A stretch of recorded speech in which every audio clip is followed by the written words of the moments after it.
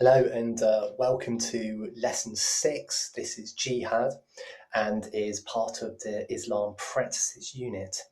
I'd just like to draw you to Show My Homework, and there on Show My Homework is a document which correlates to this YouTube clip.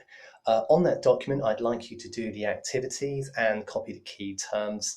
In addition, I would like you, as always, to write notes in relation to the narrative I'm just about to throw your way. Take a picture of that when you've done the work, email it to me. Emails on Show My Homework. I'd like to thank Mrs. Murray as well for helping me to deliver these to you.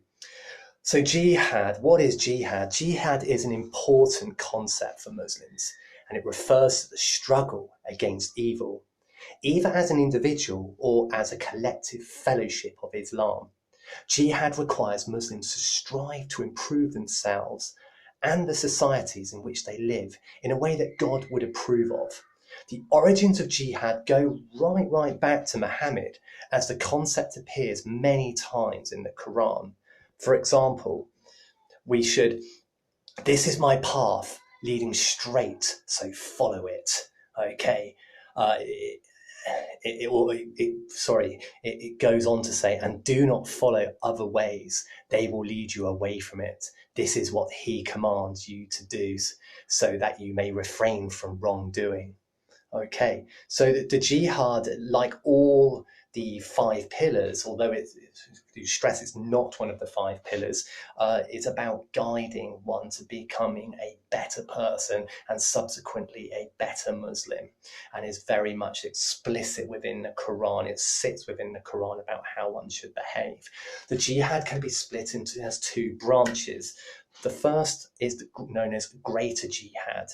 Now, this is a personal inward struggle of all Muslims to live in line with the teachings of their faith. This means they must observe the 5 pillars of Islam, which brings them closer to God. So, for example, the Shahadah and the Salah lay the foundations for the faith by putting God above everything else. So if you're faced, let's put it into context with a dilemma whereby perhaps you could go out with your mates or you could attend mosque. That personal dilemma is going to sit with you. Do you win your inner or greater jihad? It's inner because it's an inward struggle, or do you lose it? And of course, by winning it, you would obviously opt for going to mosque to pray. Zakat, for example, an acts of charity. You may not want to give. Again, you've got that inner turmoil. You could spend that money on X, Y, or Z, or you could give to someone who genuinely requires it. So you can see how the inner jihad affects not just Muslims, but actually affects every one of us. We may not call it an inner jihad, but certainly we do have those internal conflicts. All of this requires Muslims to, if they are successful, they will achieve they will, if you like, tick off the greater jihad. Muslims must also devote their lives to God by avoiding such temptations and distractions such as drugs and alcohol and greed and jealousy. This is all by doing this and avoiding these temptations, you become a better Muslim and you avoid losing your inner jihad. The other branch of jihad is known as the lesser jihad, otherwise known as the outer jihad.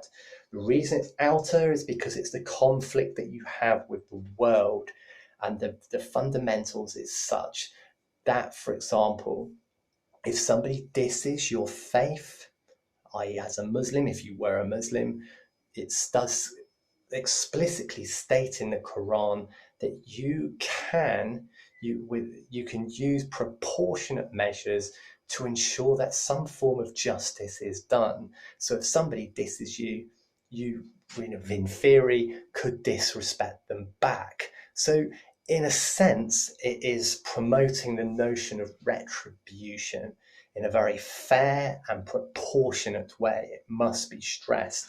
And this is where the jihad can often get twisted, and jihadists, for example, may be taking, in their view, they may be taking life, when in actual fact, some life has not been taken. So if you like, they've no right to take life. And sometimes, the jihad can become a little bit twisted. Uh, the term lesser jihad suggests it is considered less important than greater jihad, which Muslims believe is required every single moment of their lives. The lesser jihad is seen as an outward struggle, as we say, to defend Islam from threat. In the early days of the faith, this was important, especially when Muslims were being persecuted. So that's where the origins come from. Okay, fighting for a religious cause. What are the criteria? Otherwise known as a holy war. It must only be declared by a fair religious leader. It cannot be used to make people convert to Islam. And it must be in response to a threat to the faith. It must not be used to gain wealth or territory. And it must be a last resort. So, in terms of the just war criteria, what necessity, what are the qualities of a just jihad, a just war? That is absolutely clear. And if followed, no one would argue that actually, if you were to respond in relation to any of those mentioned things, that it would be wrong.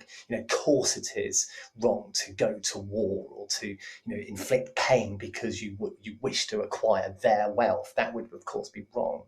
But if somebody was persecuting your faith or your fellow human being, absolutely it would be right perhaps to declare war. And these are the qualities of a just and righteous jihad. Okay, good luck.